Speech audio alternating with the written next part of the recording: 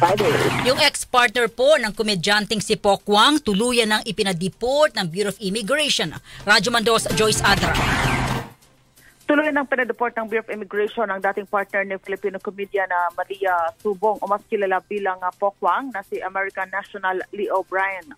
May kinalaman ito sa deportation case na inihain na Pokwang labang sa kanyang ex-partner dahil sa pagtatrabaho sa Pilipinas nang walang kaukulang permits.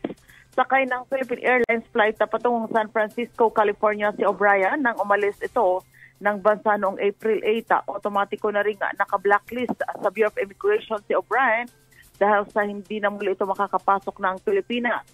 Iniapila pa sana ng dayuhan ang kanyang deportation case pero binasura rin ito ng Bureau of Immigration.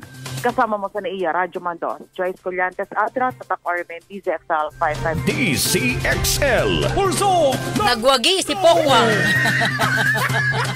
Pero alam nyo, tama rin naman yun, ano? Hindi ka dapat binababoy ng dayuhan sa loob ng iyong sariling bansa. At tandaan nyo po ito, kapag kayo na sa isang bansa, meron po talagang ibang visa kung kayo pwedeng magtrabaho o hindi at irespeto po ninyo yon. Samantala, viral